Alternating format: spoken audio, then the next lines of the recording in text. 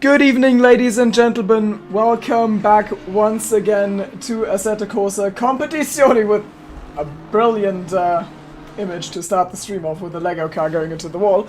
We are here for the third round of the 9th season and we head to the Hungaroring in Hungary. Who would have thought? And yeah, it should be an exciting one. We have got 26 drivers and we've got the same commentary duo once more. We've got myself, Timo, and alongside me, George. How are you doing? I'm good, thank you, Timo. Yeah, welcome everyone to a pretty sunny Hungary. I'm sure this race is going to be just as good as the rest we've seen so far. Currently some big gaps in quali, but I'm sure those will close up, so you aren't going to want to miss this one. Absolutely. I'm gonna have a little look at our very early standings in the meantime to, so we know what we can expect. So, yeah, the championship right now is led by Sam Chumley, our two-time champion, and also the reigning champion, but he hasn't won a race yet. Is the thing. The first one was won by Nico Veldman in, I'm blanking. It was Carlami. Yes, the first one was Carlami, and then we were at Misano last time out, and that one was won by Ruben, who we checked hasn't won a race every season, but he's certainly up there with those who have won races in the most seasons. I think he's won in 5 out of 9 now, so or 6 even, so he's going pretty strong. But yeah, his last actual title challenge was basically season 2, so maybe he can, renew that one and get himself towards the sharp end once again. He's currently sitting in 3rd, and funnily enough, he is the first or the fastest full-timer right now, because our standings are being topped by 2 reserve drivers, and that is Jakub Maciejewski, also known as Kubs, of course, absolutely cracked at iRacing, not so cracked at finding braking points on lap 1 at Misano, and Jack Colley, who is, who finds himself in 2nd. It's a bit of a surprise, but he is fast. He's just usually not 2nd. He's more like lower end of top 10, but if he can keep this pace up, it'll be exciting. So, unfamiliar faces at the front, and let's see what Ruben does with this from there. Yeah, Colley was surprisingly quick actually last time around. I think he spent most of the race in about P4. He was constantly kind of there, but not there. Kind of the same place, we've seen the likes of, I guess, even Ruben in the last few seasons, where he's constantly in the action, not quite at the very top, but he's always about there. But, yeah, I mean, importantly, we've got no Eligna today. Of course, he started, I think, in P2 last time around at Misano. But yeah, he was spun by Maciejewski, who currently leads by a solid margin, actually, 4/10 at the top. He's, he's looking quick today. Yeah, it looks like Dominic has got some, responsibilities towards Easter, I suppose. I assume that's what's going on. It's a bit sad for him because, this is already slipping away from him real soon. He had a solid opener where he was convincingly outperformed by his teammate, though. And then the second one, it was his time to shine. He gets taken out, and now the third one, he isn't there. So it's already looking pretty, pretty bad, honestly, if he wants to go for a title challenge. But, we'll see. People have come back from larger deficits. And then right now 2nd is Alexander Diakowski, who has not really shown up big this season at all. He has missed the first race at Carlami. He's come P8 in a very unnoticeable Misano performance. So the fact that he's currently 2nd, he's just beaten Ruben and Jack Colley, is impressive. And if he can hold himself there, I'll look forward to see how he does at the sharp end and see if he can get himself into the conversation today. I think it will be those consistent faces that will be really kind of coming to the top of the standings as the season goes on. The likes of, you've got Olive, even Diakowski, if he can keep this pace up. Positions like that, a lot of times through the season, will really keep you there. And especially, if you have drivers dropping out like Iligna, getting spun again, sadly like Iligna. But yeah, that consistency, that's what they need. But I guess it's kind of helpful for the championship right now that we've got 2 reserves in the top 4. Of course, that doesn't, take anything away, but their points don't go towards the standings. So, yeah, and a big reason for the fact that we have them up there is also that our 2 championship leaders are nowhere to be seen, honestly. We've got Sam Chumley, who's in 10th. I mean, he's got, I think, one more. He's got the rest of this lap and one more after this to put his times in, but that doesn't change that currently. He's sitting 1.2 seconds off of pole, but also just, I think, 0.5 off of P2, so he can still do something, and maybe he will on this lap, but right now he's 10th. And then we've got Nico Veldman, who won the opener and is currently sitting in P16. I don't think he's practiced much this week because, well, maybe Easter, I honestly don't really know, but yeah, it's looking rough. He's in 16th. Now what does Chumley do? He rounds the final corner, and that is gonna be, I think it's a solid lap. No, he invalidated. So he's got one more shot of, getting himself up there. Right now he is nowhere close. The time that he is invalidated, though, is a 40... No, actually, it's just a 45.1, so it isn't even that fast. So I don't know what's going on with him. Yeah, this will be his last lap of the session, so we've got to make this one count. He's currently matched on points, I believe, with... Oh no, sorry. That's Ruben. He's tied with Veldman right now. Yeah, Sam's got a 14-point gap ahead of those two. So, he's got a bit of a buffer, but that's the kind of gap you'd want to keep, especially if you've got off to a really good start like today. Yep. Of course, Crosvar, he's 4th in standings right now. He's then only 11 points back from those two. But he is currently P8, so not bad, but, after the really, really strong showings of last time around, he might be looking to get a bit higher.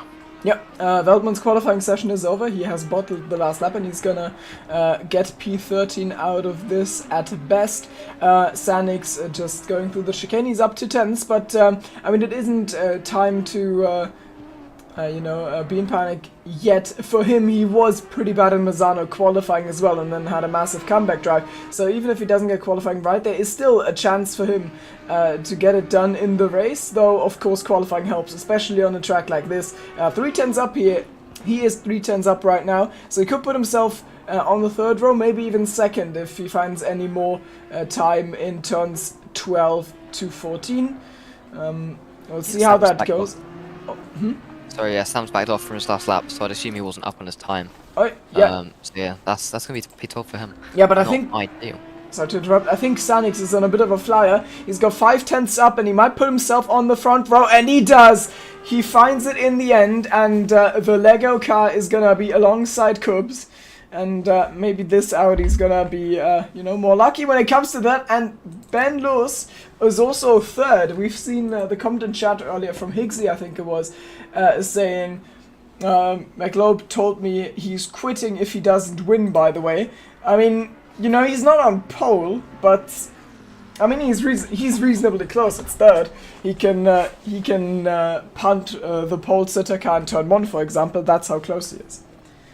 Yeah, that's some good laps from Crosvar and Lewis there.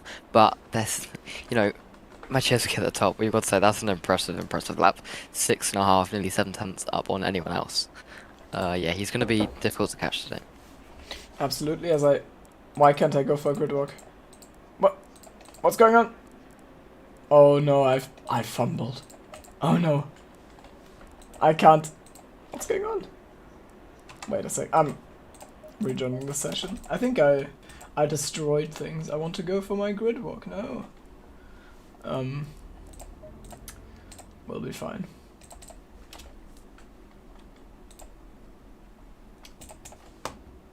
Just waiting to load in. Can I please press drive now?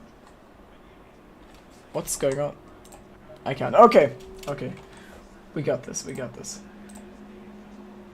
Even my cooling fan is getting excited. Let's look at this. I mean, honestly, it's really overcast. I don't think it'll rain, but it could, theoretically. Yeah, the forecast right now, we've still got no rain expected the next 30, but of course that can change. We've still got 60 minutes of racing today, back on the standard kind of long format. Yep. Yeah, that could certainly mix up the grid. Yep, let's have a look at our starting grid then. We've got Jakub Maciejewski, as expected, honestly, completely dominating the field in first. And we've got the Lego car of Tim Korsha, aka Sanix, in second. And that is a really good performance from him. Then Ben Lewis is third on the grid, looking to maybe get himself on the podium again. Another VVDL car in fourth with Jack Colley as a reserve, showing up big. Then Ruben van den Hudding, P5, solid result, but with Sam being all the way down, maybe this is the time for him to jump towards the front of the standings today. Then Diakowski could get himself in the conversation for the title, or not the title, but for this season by starting sixth. And Jonot Buzila is I think a reserve, and he is in seventh in his M4. Then Marius Savickas convincingly dominates silver class in qualifying, starting 8th overall ahead of Antoine Olivet. And then it is Martin Müller in 10th. Tommy Azelin, very up and down this season, and that trend continues as he is 11th. Björn Bjelland is second in silver class and 12th overall. Then Sam Chumley, our reigning champion, in 13th ahead of Chris Stricker, the other Lego car. Ryan Noppen, teammate of Ruben, is P15. Nico Veldman, down in P16, didn't get qualifying together at all. Justin Ertz, who has won last race in silver class after the penalties were applied, starts from 3rd in class and 17th overall. Then Aiden Bailey, Bailey Thompson in the police car, Mikael Österholm in 22nd, Karol Chmielewski 21st, he's in the Honda now, I think that's new. Rainoa is 22nd, Andrew Moulton is 23rd, and I'm scared of looking at his team name, and Niels Krüger is 24th, and then we've got Jurien Visser and Hubert Jejura on the last row of the grid, and that's the grid walk. I'm gonna check the team name now. I'm too uncool to understand this reference. I don't even know what this is referencing, but I'm too scared to ask, honestly. I don't know if I want to join anyone in the Azure lane, considering I don't know what that is. Sadly, I'm no more educated than you are on that topic. I can't show you more. You're not more educated. Is that what you said? So I'm not more educated in that front than you are. Yeah, it's. I mean, I'm sure someone will enlighten me after the race, and then I'll be able to say no with a reason. Yes. So, anyways. Yeah, something I'd like to quickly pick up on. Marius, P8 right now. He's kind of dominated the silver class in quality there. Interestingly, Justin and Aiden Bailey are a lot further down than they were last time. Of course, you saw silver class last time around at Misano. Yeah, there's probably 4 or 5 cars all within, second and a half, 2 seconds for a solid portion of the race. They're a lot more strung out today, which I guess, this is a much more difficult track, so for newer drivers such as Justin, this, I guess could be a track where that, lack of experience could play into the hands of his rivals. Absolutely. Hungary is a very technical track, so you can make a lot of mistakes, but the thing is you need those mistakes to make overtakes realistically, or you need a big pace difference. It is tough to get past, especially in these cars. I mean, it's already tough with DRS and F1 cars, so GT3s aren't going to have a much easier time. The only advantage they have, of course, is that they are very robust, so you can very much lean on each other a lot more than you could in an open wheeler, where your suspension will just give up its will to live if you do that. So yeah, that's the situation, and it's gonna be interesting. We've got Sanix. Last time, Wow was able to leapfrog Maciejewski off the start, and we will see if that might happen again. Maybe this time he'll be a little more on his toes. Of course, I mean, the thing is, he isn't really fast because he's good at ACC. He's just fast because he's a fast racer in general, but his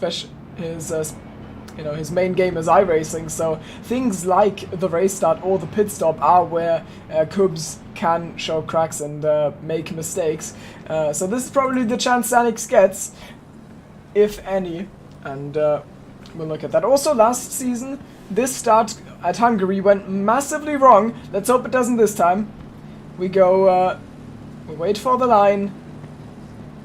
And we go green and hungry, and it looks like this time Coops has gotten away way better than last time out. Jacoli and Ben Lewis are running side by side into turn 1 as well. It looks like Lewis is going to be able to keep his position. Maybe Stanix on the outside under braking. I don't think it is happening. He has to slot into second. Then Jacoli goes a little bit deep. Van den Herding is already alongside. Jakowski has dropped a few places, and I think Buzila is the winner at the start. He's now fighting for 5th here. Jacoli on the inside of Ruben. Oh, there's a little bit of a touch, and I think Ruben catches his car. Buzila tries to stick his nose in. Jacoli is past Ruben, who has first lost the position, then regained it, and now Jakowski is trying it on Buzila. Oh, someone's dead in the background. I think that's Noppen. Yes, it is. So we've lost the number 7. We've lost the number 37 as well. That was that Chris? No. I'm confused. I don't know. Bailey has also spun at the start. So things have gone wrong for plenty of drivers. Also Aiden Bailey. But at the front, everything is reasonably fine, even though we had that spicy moment where Ruben and Jack literally touched each other's cars. Oh, Ruben with the absolute scent. Does he actually get that? Does he pull that one off? He puts it on the inside. I think, nope.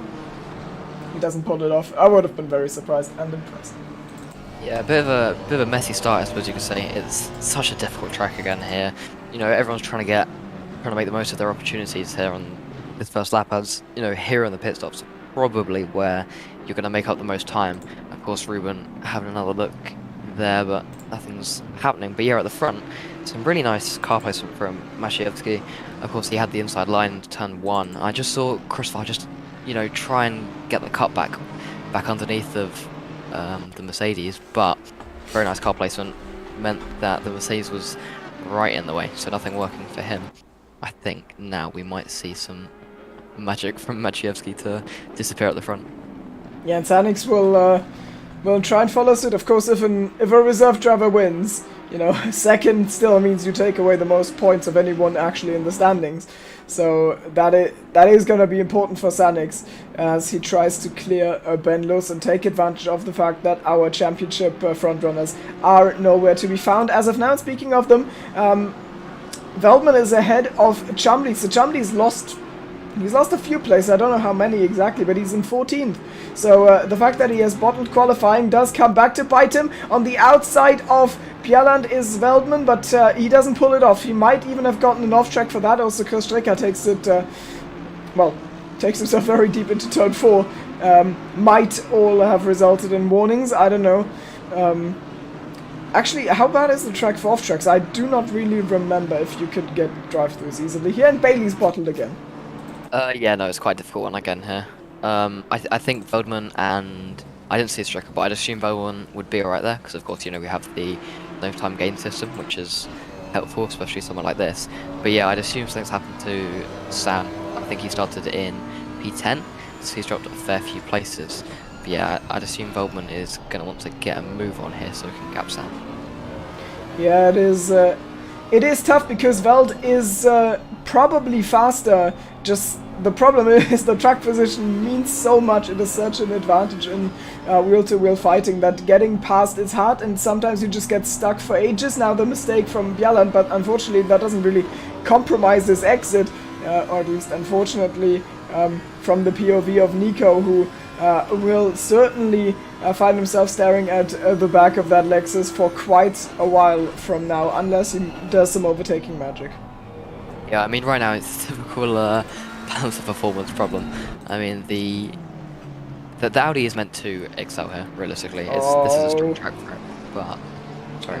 In the battle of 4th, Ruben and Jack lean on each other heavily again. I think Ruben was almost shoving Jacoli through here, so he's very frustrated with having been out-qualified by Colli in this. Maybe into 5? No, that's not an overtaking spot. I mean, what even is an overtaking spot at this track? It's hard to say.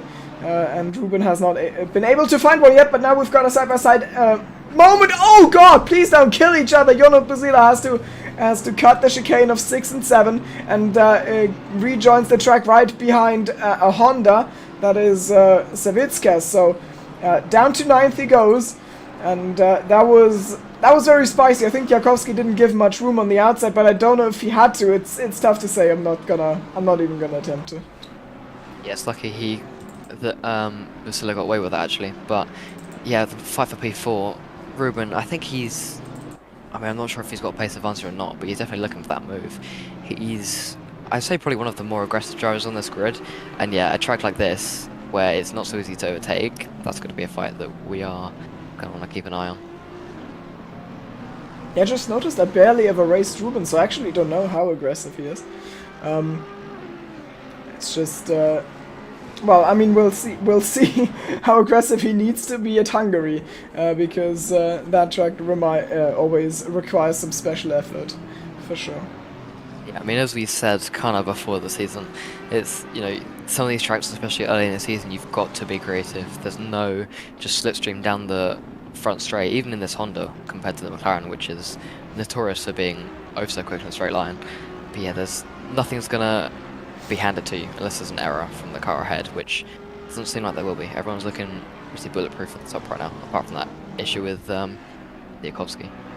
Yeah, and speaking of mistakes, one thing that could amplify them slightly is that for some reason the track conditions is only on fast, so we don't have an optimum track right now. So lap times aren't gonna be especially, like, exceptionally competitive. Oh, Collie with a mistake there. That might have been a warning. He did straight up cut the chicane. And if it wasn't an off-track, maybe he might have messed up his tire pressures. That is easy to do and is very costly in this game.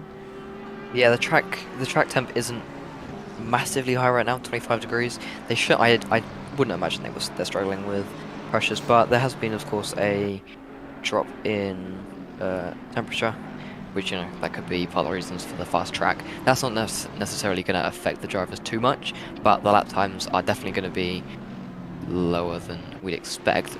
Some of his lap times certainly aren't lower. Maciejewski at the front, 2.3 second gap now to the crossbar. He is walking away. Yeah, absolutely pulling. That is what he would have wanted to do at Mazzano, but then couldn't because he did get he did get passed at the start by Eligna, and then well, the tragedy unfolded. Essentially, this is what he would have liked to do, and maybe he gets to do it at Hungary, unless he bottles, of course. He is always very adamant about the fact that he does bottle in ACC, but the one time he promised me to bottle, he still won by 15 seconds. That was Bathurst last season. So I'm not too hopeful on this not being a complete Maciejewski show, which is fine. But of course we'd like some competition there. But I mean, of course he is an exceptional driver, so he deserves all of the praise and the wins he gets. You go. No, sorry, to cut in, but Veldman's just got past Bieland for P12. The Lexus made a bit of an error coming out of turn 1, and that just gave Nico a good run, and he managed to get that done quite nicely. Yeah, Sam's looking impatient behind him. Yeah, nice catch, and Sam has just watched Bieland getting overtaken. Unfortunately, though, he can't reproduce the overtake unless Bieland makes the same mistake again, and that could now put a big gap between Sam and Veld, P1 and 2 in the championship respectively, and that's just, I mean, this is one of the tracks where you can't afford to bottle qualifying at all. Sam is feeling the effects right now. He should probably be in 3rd or 2nd or something, but he's in 14th. Not easy to overtake here at all. But yeah, some movement we have seen though. Silver class, Osterholm up to 16th, which is 3rd in class. I'm not sure where he started, but I don't think it was that high. Of course, with Aidan Bailey dropping out, that's kind of gifted him a place. But yeah, I think he was quite strong last time around. Yeah, I think he gained a position from the Noppen crash, and then he just passed Justin somehow, because Justin was 3rd in class, now he's 4th. So it dropped some places there. Something happened? Yeah, sorry, there's some contact up ahead between Collie and Vandenharding. No harm done. Oh, Jakovsky! Yep, it dropped the Honda back. Jakovsky having a look around the outside, nothing working. Yep. He got cheeky on the cutback there, tried to see if there was a car's width on the inside of 2, but no, there isn't. Ruben placing his car quite well there, and Jack Collie still pulling a massive train for 4th. Oy. It's insane how dark the track is. It's 4 p.m. So it shouldn't be that dark, but I guess just the overcast track doing wonders here. The cars even have their lights on, so it's got a little bit of a grim atmosphere to it.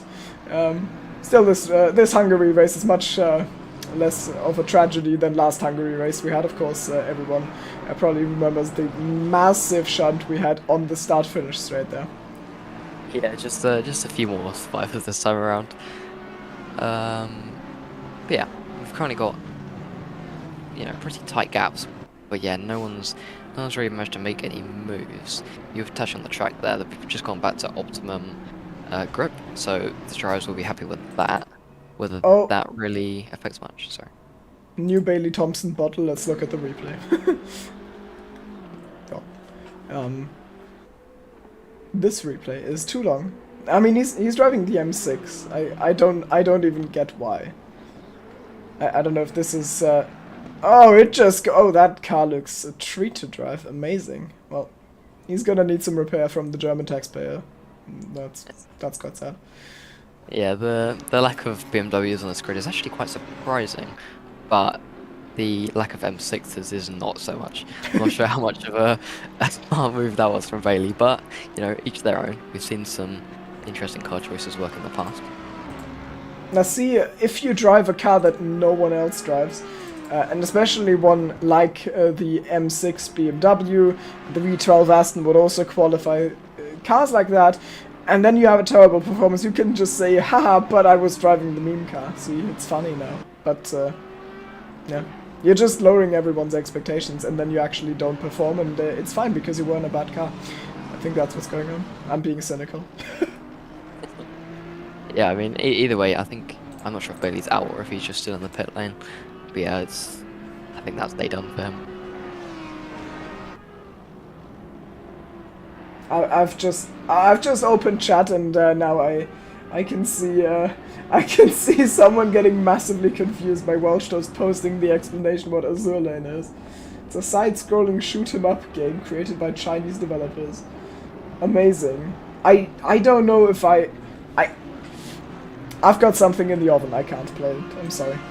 So I'm busy. Yeah, gonna have to reach further and further from some excuses at this rate. But I'm really going to put something in the oven next time I start a broadcast. Yeah, get the timer going off in the background. True. Yeah, a little further forwards, just move away from that for a sec. Yeah, Collie has dropped back behind Ruben. I'm not sure what's happened there, but the Honda driver is now ahead.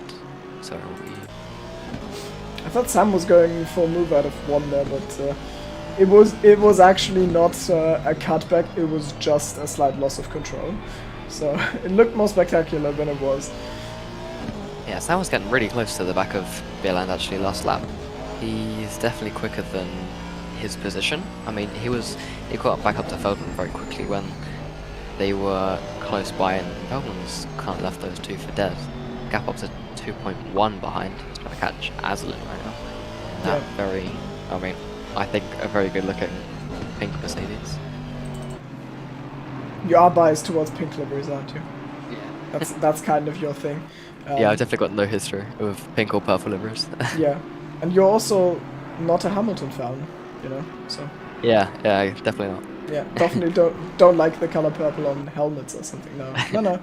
And the thing with Sam and Björna is just, it is a little bit awkward because this fight is kind of just ruining Sam's race, apart from his qualifying, which has also done that. The thing is, Björna doesn't really need to defend the season silver class, but just the fact that Sam is there, and then the fact that Chris Stricker is ahead of Österholm, means that he's got a slight buffer, so, you know, it's fine. It's fine. He can defend this. It's pretty easy to defend. He doesn't lose much time from it, and it just gives him the safety of not being punished by the next silver car as soon as he makes one slight mistake. So it's a comfortable situation. Also, if I've done my job right as a streamer, you didn't see it on screen, but my Steam just told me that Bailey Thompson is playing Counter-Strike, so I think his ambitions to race today might have come to a tragic end in turn 4. Wait, Ruben's out of Chacoli. That's new, isn't it? I mentioned that. Oh no, I'm sorry. I totally listened. No, those two are still close. I mean, the Lewis Crystal battle hasn't really done much, so I guess that battle's kind of a bit stagnant like the one right now. But yeah, Collie dropped back, but he's not really lost out that much to Ruben. The gaps are kind of the same, and we've got Antoine Olivier kind of routing out this little train, lack of Niakovsky. Not sure if anything's happened there. I don't think it has. But yeah, I mean those two have gaps. Marius very very nicely. Now, as you know, the guy who actually noticed that they changed places, did you also see when it happened, or did you just because like did you see the overtake, or did you just see they swap positions?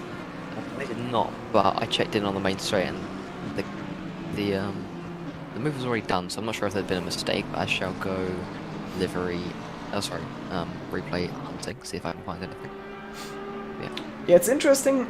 Ruben is not that much quicker than Collie. I mean, we've seen some mistakes from Collie that were blatantly obvious just to any observer. For example, he absolutely jumped over the curb in the chicane, and I mean, that basically explains the gap that Ruben has created last time, but the pace difference isn't as big as I thought. I thought Ruben was going to be faster, but it's probably enough for Ruben to slowly catch up to the duo at the front.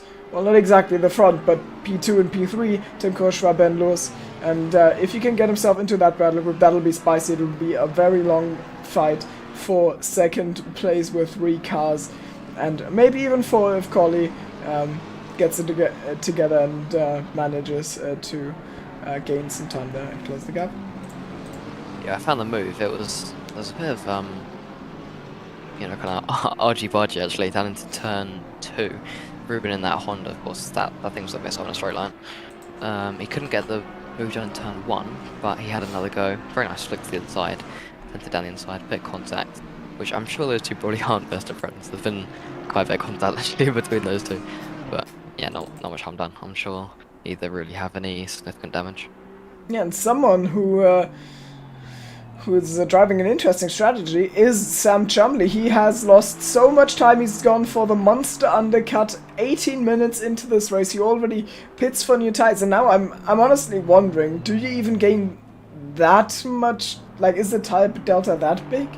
I mean, it's probably big enough to beat Bjelland now because he was definitely faster. It's just he's gonna suffer towards the end of this race, so he's putting all his eggs in this one basket of putting early and undercutting loads of drivers, and if it doesn't work out, I don't see him making any overtakes with this one tire as soon as it gets to it. So this will be the most important laps of Sam's race, in all likelihood.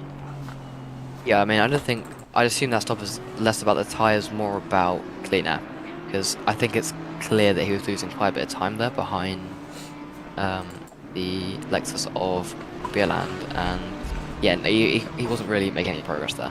So, you know, make the stop, make that undercut that, you know, we've seen many times from him actually. He's kind of the master of interesting undercuts, and yeah, I guess he can then kind of repay the favour. He's learned the hard way that it's not easy to overtake here, and that track position is everything. So if he makes that stop now, and he, you know, flexes his muscles in that clean air, he may well jump way out the pack as we get later into the race. Yeah, he probably does have the pace because he arguably should have qualified in the top 5. He was 5/10 up on his lap and then validated it, and then he bottled the last one. So just on raw pace, he is up there. But qualifying in track position meant that he found himself in P14, and now that is his chance to free himself from there. I don't know if you mentioned that one. Buzilla is behind Veldman. I'm pretty sure he was behind Savitskas earlier, so Buzilla probably with another mistake. Last one wasn't entirely his fault, but maybe this was. He is now in 12th, though Veldman says thank you very much, and is 11th, very close to the top 10, and I wonder when the actual pit stops will start to come in. Of course, Sam has opened the window, sort of, and now Jack Colley is the first one who follows him. He pits from P5. He was entangled in that fight with Van den Herding, and as he got overtaken, well, a few laps after he gets overtaken, he goes for the pit lane. We'll see where he comes out. Yeah, I'd say that's probably the most interesting stop right now. Of course, he is going to be looking for that undercut. I would assume he's kind of worried that he doesn't have the pace to get past Ruben again. And of course, those two got a little bit too close to comfort earlier. So you know he's probably going to be wanting to use these new tires use these new tires to his advantage and absolutely fly past. But I would assume Ruben, or also assume that Ruben is going to fly back into the pits this lap because he's not going to want to leave that pretty speedy McLaren out all on its own to gain all that lap time. Yeah, and he's got a good reason for it as well, because I'm under the impression that Sanix is struggling on his race pace a little bit, and he's holding that train up, and now we've got another yellow. It is out of turn 2, the 113, it is Karol Chmielewski, and I'm gonna check a replay. Oh, that's not a good replay. I'm sorry for that, but he does hit the wall quite hard there. That is, of course, suboptimal, but I think he can continue without major damage. Yeah, it's been a difficult start to the season for him. I believe he started. Wait, Cubs, what are you doing? What? Cubs has just left. Oh. What? A race leader has just quit the race. That was not in the script I was handed out. Well, I mean, we've got a new race leader, and also, you were spot on with your analysis of Ruben's motives. He has headed for the pit lane, and that undercut could get himself ahead of Krushva and Ben Lewis, because as I was saying before we saw that those crashes and the retirement, he is holding Lewis up a little bit, and I assume Ruben was faster as well. So if Ruben pulls it off well, he could maybe find himself in the lead of this race, unless the others react accordingly and pull in this very lap themselves. Yeah, I think what's going to really decide that is how much time Ollie has gained. Because if he's made a big gap, then you know, we could definitely see Ruben and him way up at the front. Yeah, we've got in chat thank you, who I think is Ryan Noppen, and sad of course that I mean, he had the crash on lap 1. I don't know how that one happened, but that's always tough when you try to continue in the game crashes. It's really disheartening, but yeah, I hope you have better luck next week. That would be good to see. And also some hype in chat for Ben, who could very much find himself in a race-winning position if he plays the next 37 minutes out correctly. Now that Maciejewski is gone, the stakes have skyrocketed in this fight. It is suddenly for a race win, and I think the rest of the race got a lot spicier. Interestingly, Collie has come out behind Ruben. Oh! Sanix just faked out. Out. Sorry to interrupt. Yeah. No, yeah, that gap has actually increased. So I'm not sure if Collie made a mistake or if the undercut just isn't really working. There is, of course, that possibility that with the 25-degree track temp, the tyres aren't going off anywhere near as quick as they'd expect. So that might not have made a difference. Yeah, I mean, I've been told before, but I think I'm getting told new things about undercuts every single season. I've been told that on the first lap you are not that fast because of the temps and the pressure. So that would explain why one lap undercut wouldn't work out for Collie here, and why Ruben has been able to increase the gap, or maybe Ruben is just absolutely cracked. We'll find out soon as the others go for their pit stops as well, but with the fake out, the very weird fake out, Sanix is committed to, and Ben Lewis also staying out for one more lap. They have, well, they've locked themselves into this. They are getting undercut by 2 laps at least, and I think maybe the reason for the Sanix fake out was just that he was, you know, he assumed that Ben told himself, I'm going to do the opposite of what Tim does, and then, you know, he pretended to pit and didn't, so now both are out again. Maybe that's what went on there. It was spicy in any case. Yeah, I think... Yeah, I mean, I don't think, by the looks of things, with Collie and Ruben, that the pit stops have made that much of a difference with the new, you know, the new tyre delta, which I'm not sure why that is. They could be down to the track temp, but something that I would like to point out, Sam, that's going to play into his hands, because you know if the tyre delta is not that much, his tyres aren't going to be falling off when we get to the end of the race. And compared to Marius, he's about 2 seconds behind him. So I think that gap is a lot less than it was earlier.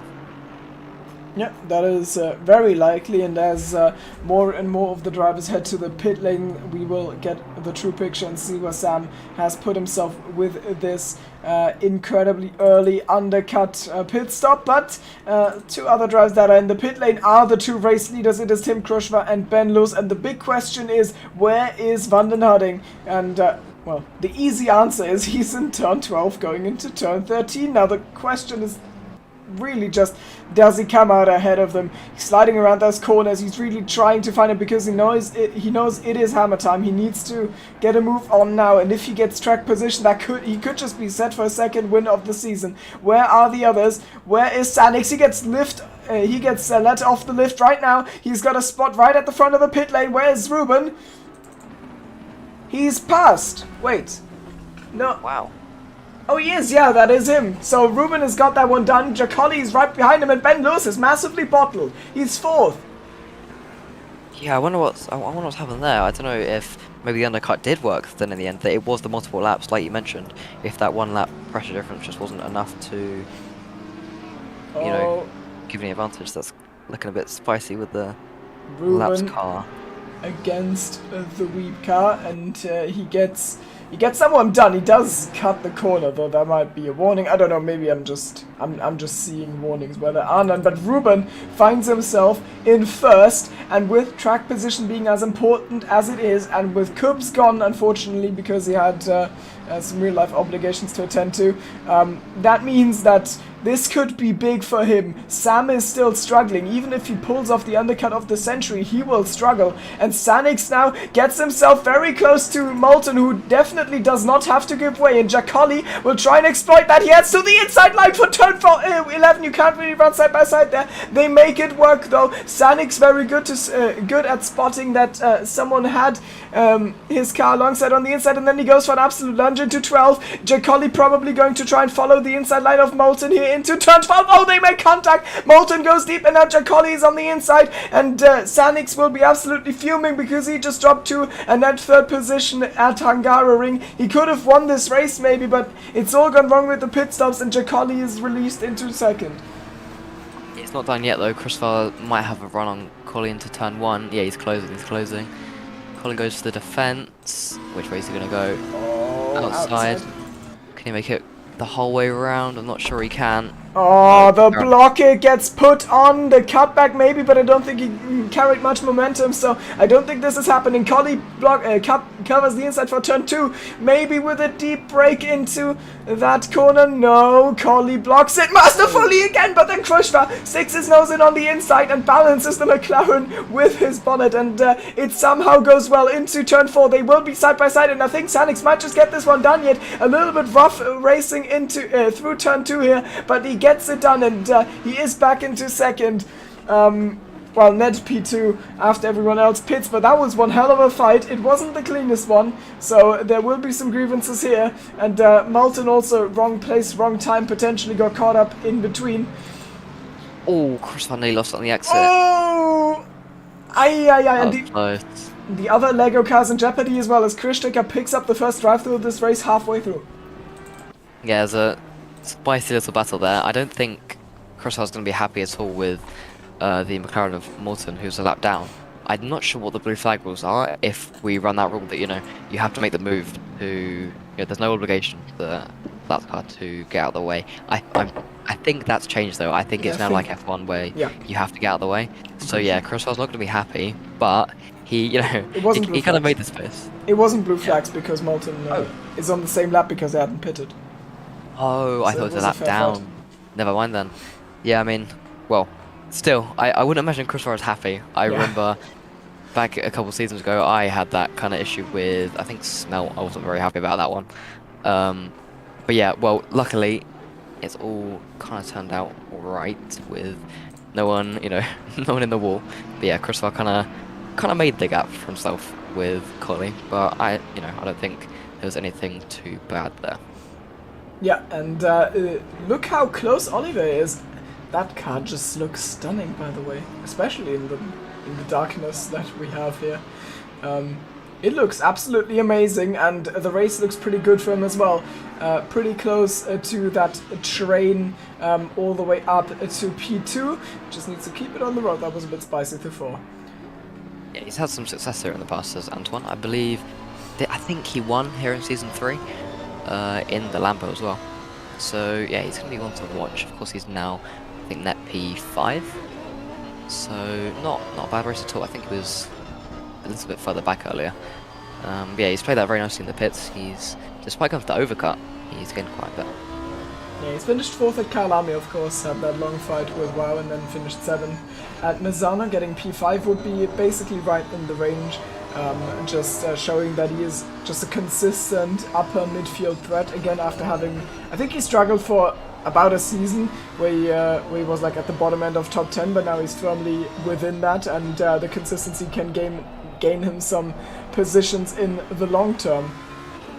And if those top 3 guys trip over each other for the second half of this race, then Antoine will be the one to profit, and maybe he will be involved towards the end.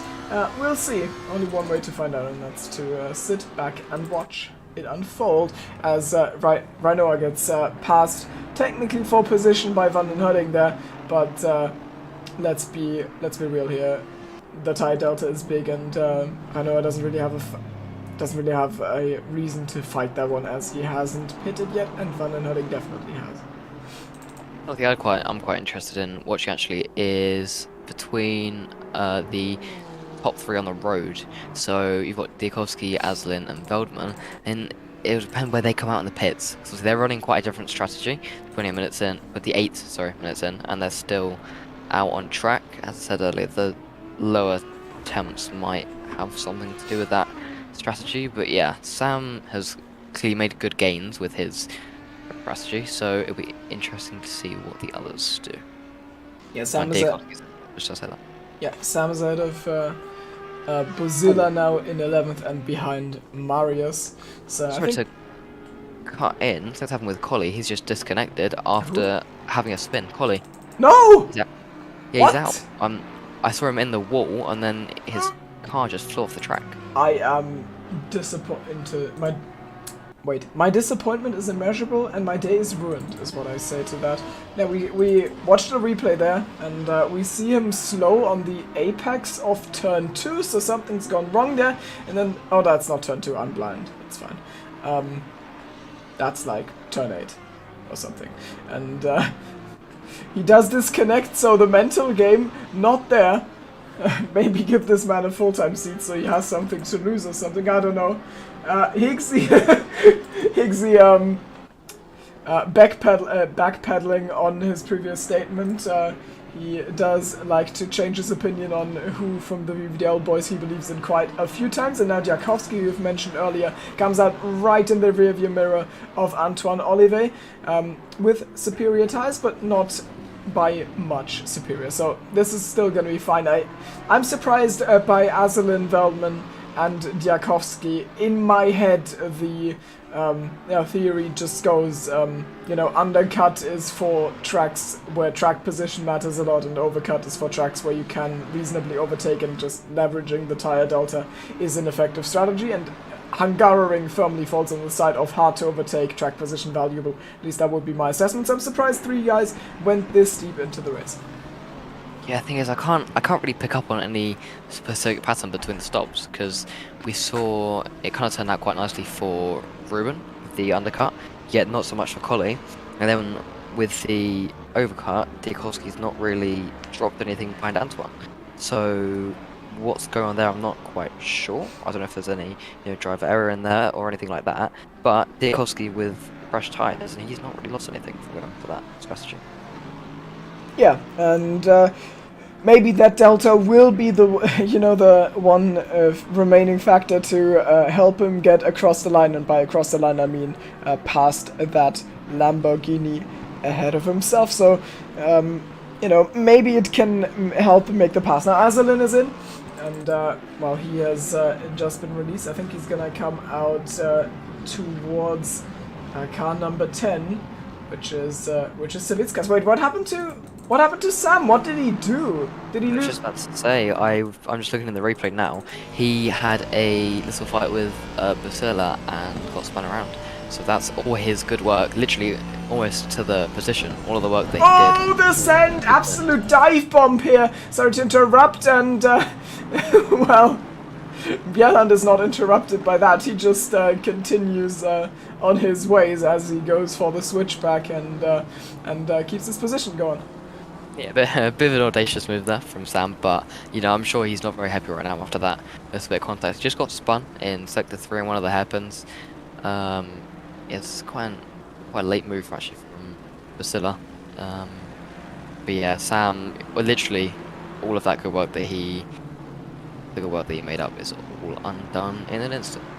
Yeah, and you could see the effect it has on him mentally by that absolute lunge there. He's not usually one to go for these, but he felt the need to send that. He felt the need to rid himself of that annoying Lexus he's been staring at for most of this race, and the Lexus he spent so much on the undercut just to get rid of, and now it's all, you know, it's all undone. So we'll watch him. Maybe he can still gain a few positions, but this is highly frustrating for him, especially if it wasn't his fault.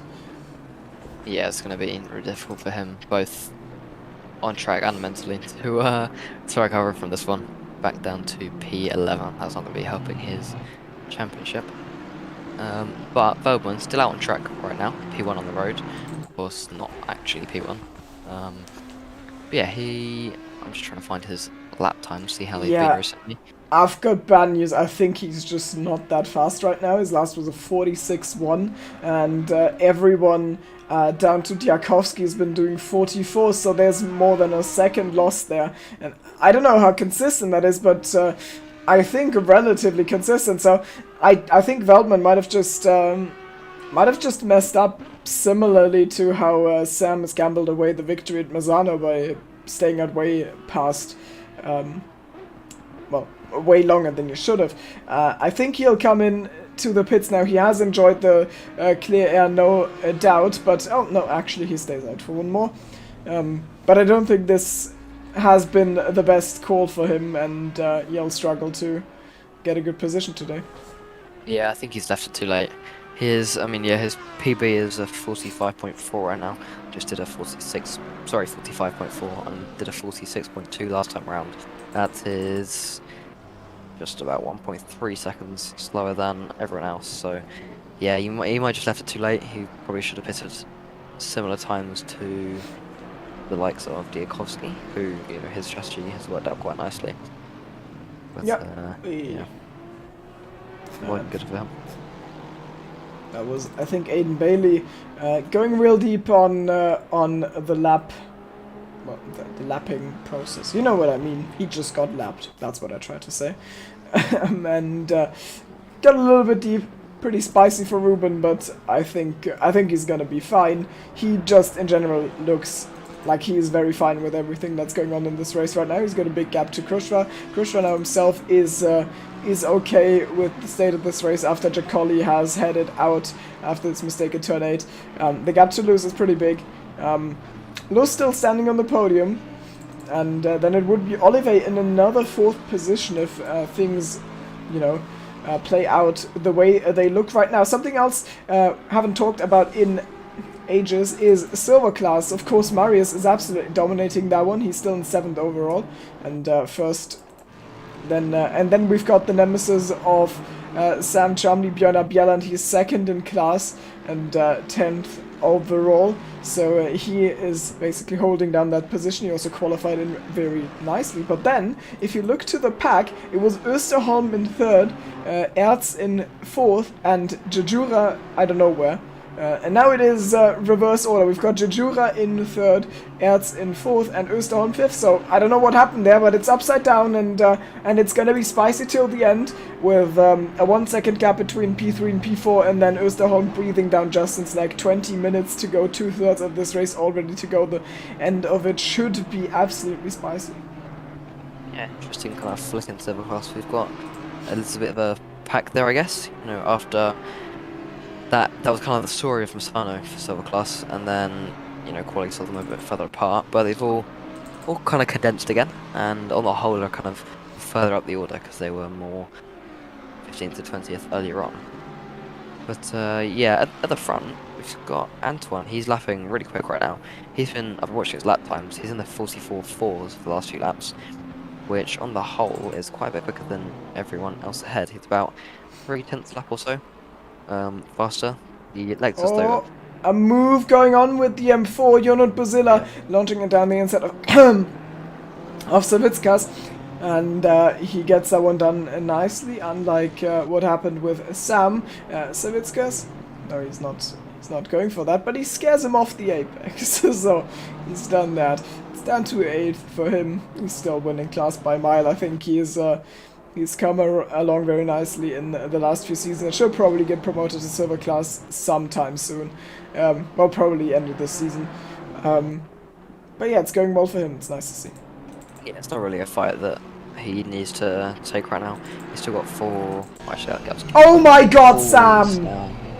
Oh, it's getting worse for him. Yeah, and that is absolute disaster. I don't even know if he's getting points, but our reigning champion has absolutely messed this race up, and he's gonna be kicking himself. That was unnecessary, and yeah. Yeah, he'd already dropped off the back of Bieland. I'm not sure if anything had happened there, but he dropped by quite a bit, and then under pressure from Muller, and yeah, just drive-throughs. As I said earlier, it's not difficult to get them around here, just like Masano. But yeah, not a good day for him. Not yeah, good at all. Absolutely, it's one of those things where if you of course talk to Tara, who has who should be a known name in 2S, he always says after races like this, when you ask what could I have done better, there's nothing I could have done. He just says qualify better, and I think it certainly applies. It's just a lesson. But whenever there's a crash, I think the further back you are, the higher the chances are that you drive into the wreck, and also just sort of butterfly effect style, you just drop so many places just by having a bad qualifying, even if you are fast, and it puts you in situations where you make all those sorts of mistakes. I can't imagine Sam, if he qualifies 3rd or 4th here, getting 4 warnings. I think this is definitely product of him being caught up in traffic and frustrated. So it's all gone wrong because of qualifying is essentially the lesson we take away from this, and now he has to cope with racing Chris Stricker for P17. Yeah, races like this is just difficult when you know it's all going wrong for you. You know, he has a difficult quali, stuck in traffic, makes the undercut where it's all looking up, but then that contact with Basila and then the drive-through, it's all just kind of come tumbling down for him. Yep.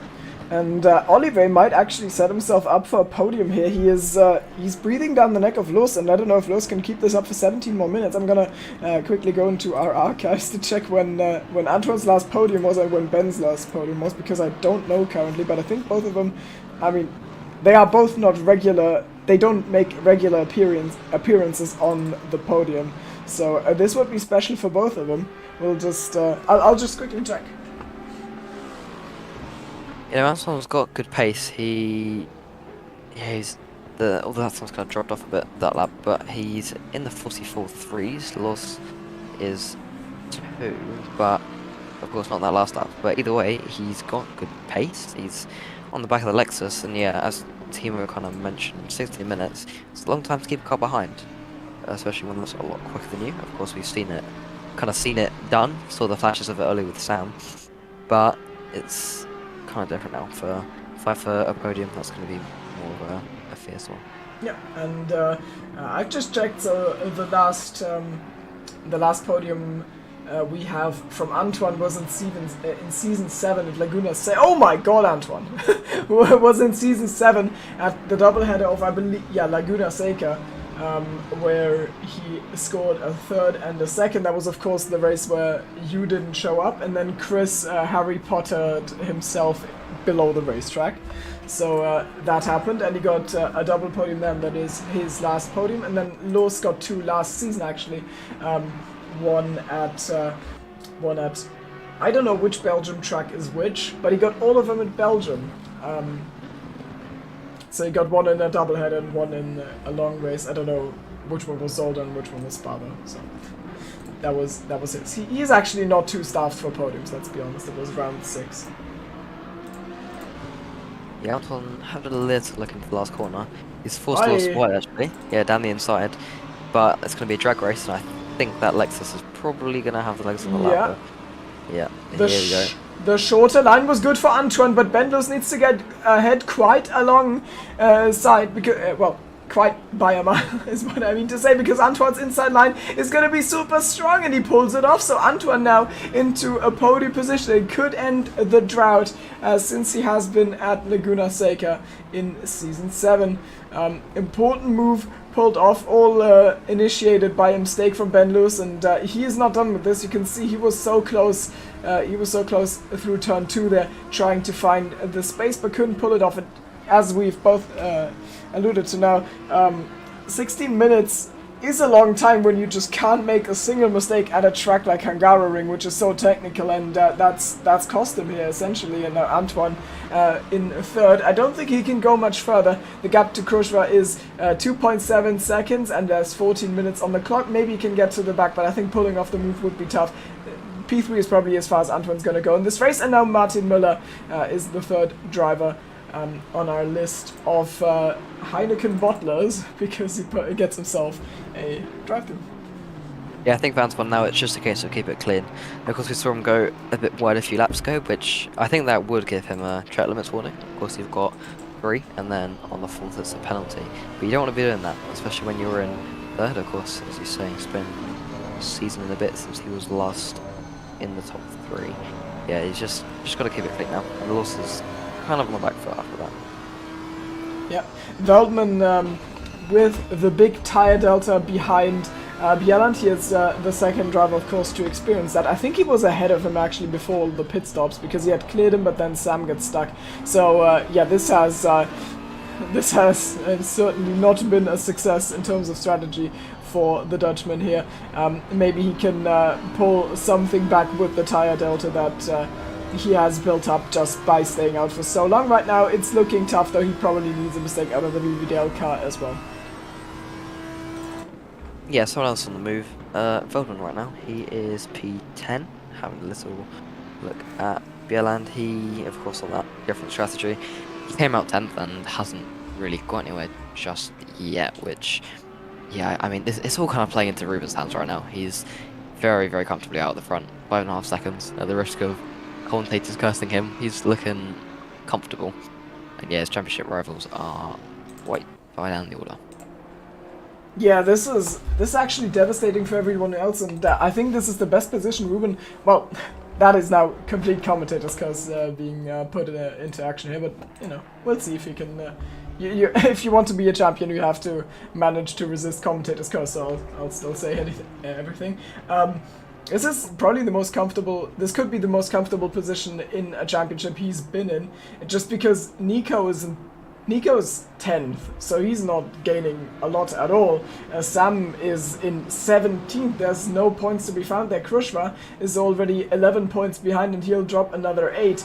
So Azalin, Iligna, everyone is not really there. It's just Sanix is scoring reasonably well, Lewis is scoring reasonably well, Olive is scoring reasonably well, and that's it. So everyone else has a bit of an uphill fight, and with a 8-race calendar, being in the lead after 3 rounds actually means something. There's only 5 opportunities for everyone else to do something, so this could be spicy. This could be spicy with 2 wins in a row. Could put himself right in the conversation.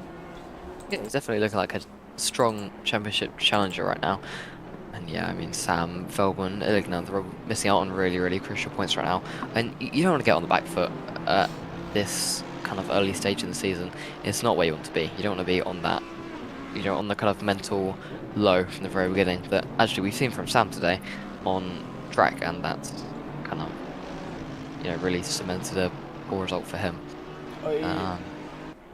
Azalin almost hitting Savitz because they're getting quite agitated and not being able to find a way past them. Yeah, I fully agree with what you're saying. It's in a way, we've seen that move from Sam that he had to make because he was you know, he was under pressure, he was on the back foot, and that is just being in the back foot on one race. Imagine being in the back foot in the championship race. Then you suddenly, like, consistently for multiple races in a row have to pull off those moves, and if one goes massively wrong, your championship challenge is over. Just being able to build that comfortable gap where you can make mistakes and it's fine, like Sam had last season where he crashed out of Bathurst and it was okay because he had that gap. That is a position you really want to be in, and Ruben certainly picking up quite the lead if things play out as we expect them to in the following 9 minutes, and if they don't, then we are sorry for jinxing you. Speaking of Bathurst, that's where we're off to next. We've got a double header there. That really could be a decisive race, I think. That's, of course, race number 4 of the season, so the halfway point. And yeah, I mean, if any of the kind of trio that have not had particularly great finishes today have a similar finish next round, that's really, really kind of, I mean, it's not putting them out of the fight, but it's really, really, really going to hurt them, especially if Ruben gets a good result. Yeah, also just a quick shout out to the admins. I think Bathurst is a great choice for a doubleheader, just because it's one of those races where, because of the nature of the track, because of how punishing it is to any sort of mistakes, you get those super strung out grids very, very soon, and then the second half of a long race is usually just everyone driving in their little pockets of air with 5 seconds ahead and behind, and just by doing a doubleheader there we are eliminating it, and we're getting the spicy stage where everyone is close together twice, and so that should be an absolute banger. Make sure to check that one out.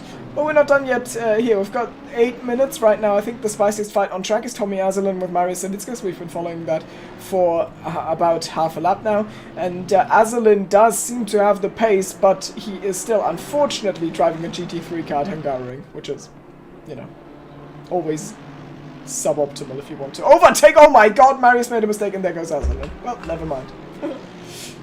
P7. Yeah, Cook in the bottle kind of released, I guess. And that leaves Feldman with a bit of a smaller gap to overcome.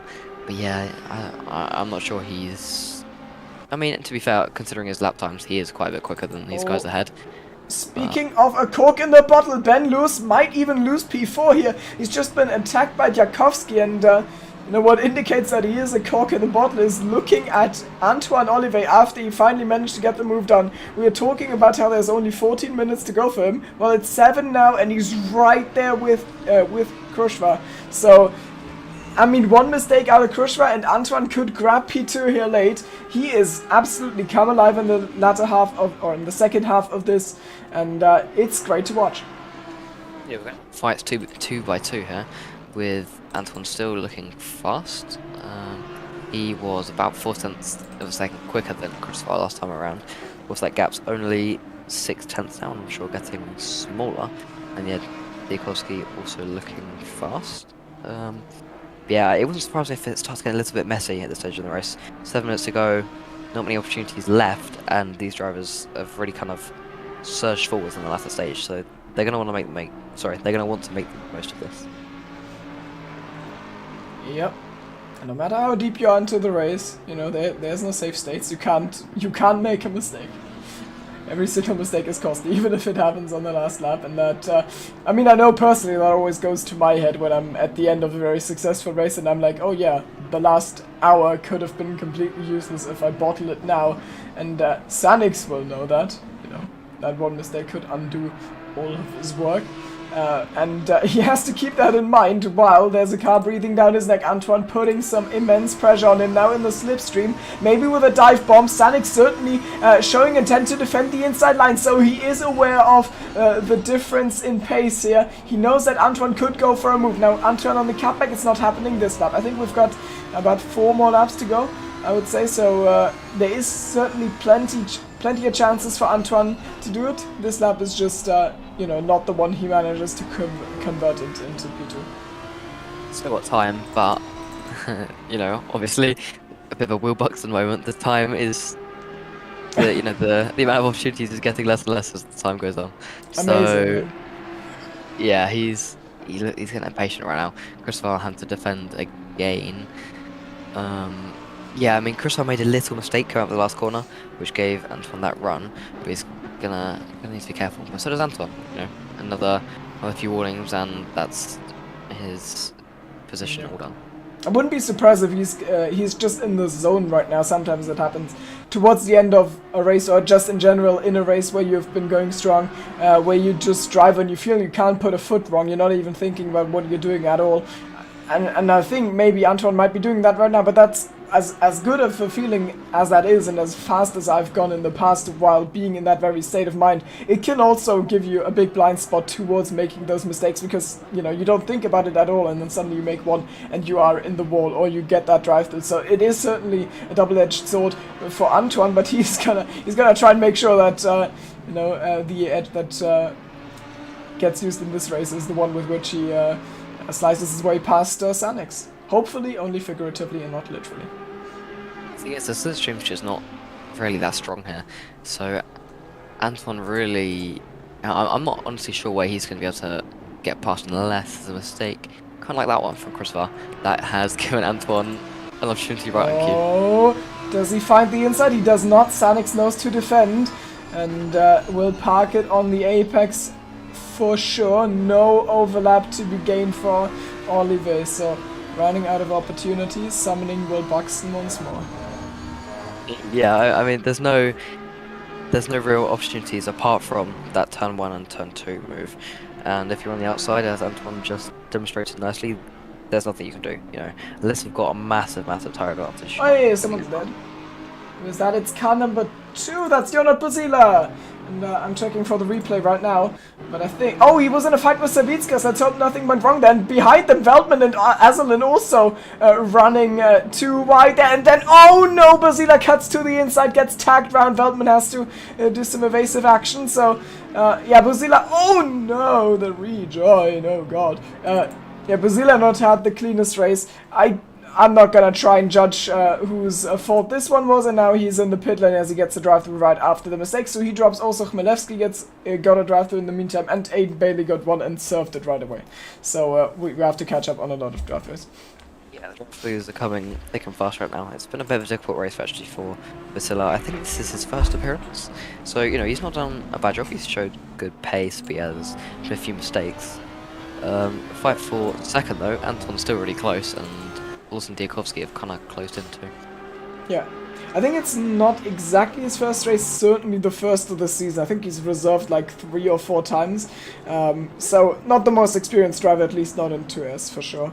And he has pace, maybe needs to sort some consistency out there, but I think once you have the pace, unlocking the consistency isn't that hard, because, or, you know, not getting yourself into trouble isn't that hard, because it's mainly a mental game. Like I think getting yourself into trouble frequently is more of a mental state or an attitude problem that you can get a hold of quick if you diagnose it well. So I think you'll be fine, just driving fast and adjusting. Yeah, I think you're right. Consistency is, I mean, consistency was always my problem.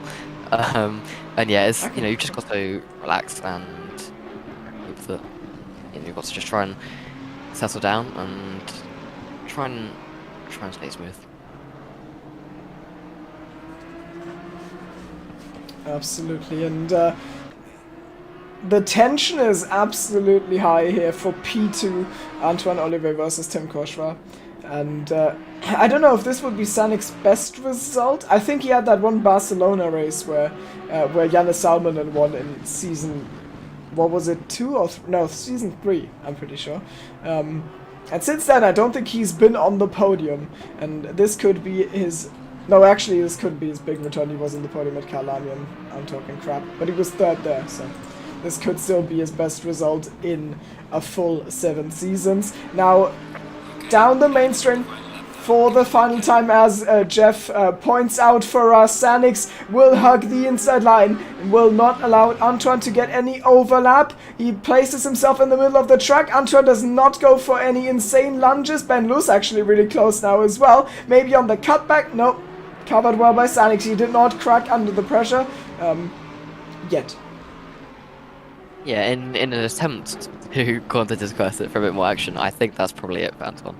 I'm not sure he's there's really any other opportunities that he can pass Krastar. And same goes for Diakovsky. He's a little bit further back on the course now. Yeah, we need an extra 10 minutes or so. These three are with each other, but the flags. Oh, this is so close. Look at Antoine. He almost runs into the back there. And the thing is, maybe he finds the space in turn 5. Maybe into the chicane. He looks to the outside. He just drives off track. There's no way this can go well. And it does not. Diakovsky also not able to find his way past Luz. And the problem with this is, I fully agree with you. Of course, by his own force, he cannot really find the move.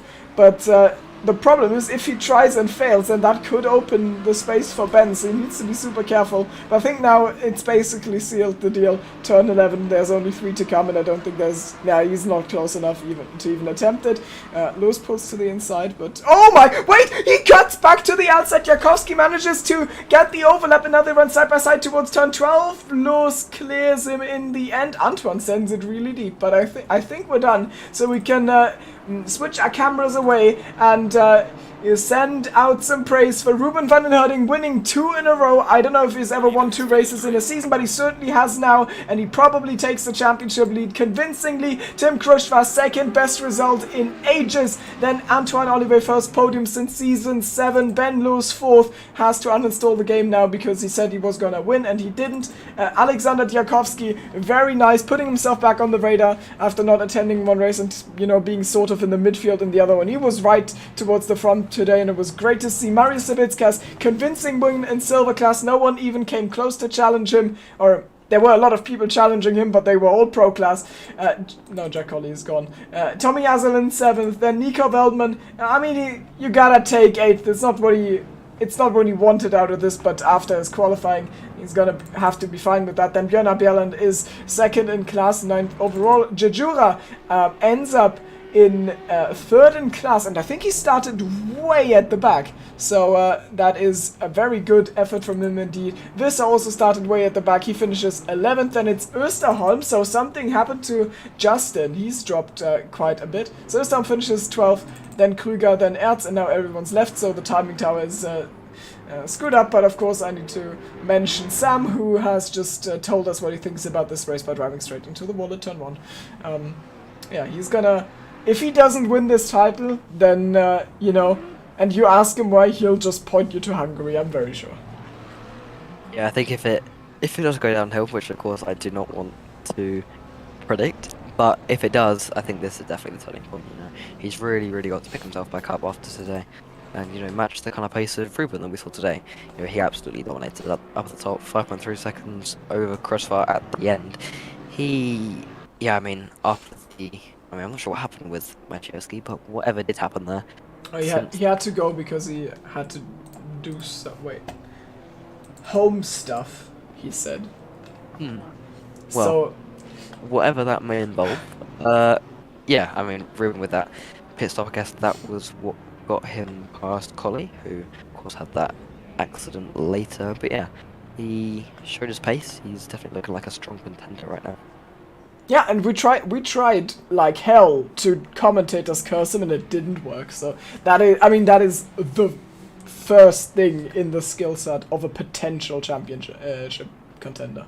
You need to be able to resist me talking about you. If you don't, then you're not gonna win the title probably, because I will talk about you extensively.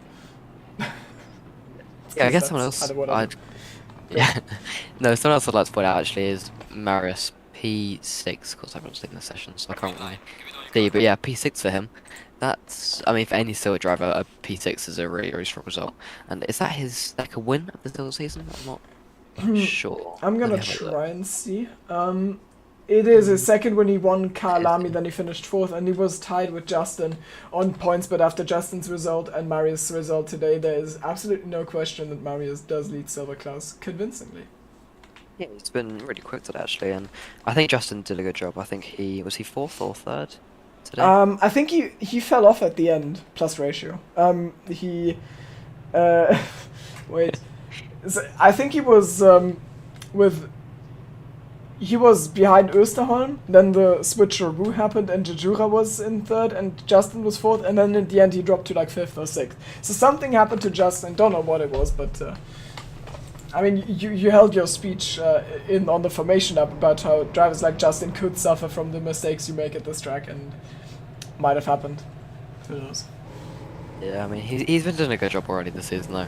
Yeah. Yeah, I mean, it's been another really good race, actually. A lot of action, of course, the top three, and well, top five also, a lot of action there. I can see Antoine quite happy about the race chat. Yeah. That P3 will be paying him dividends in the standings. Yeah, and I think with that, it is time to wrap up the stream. I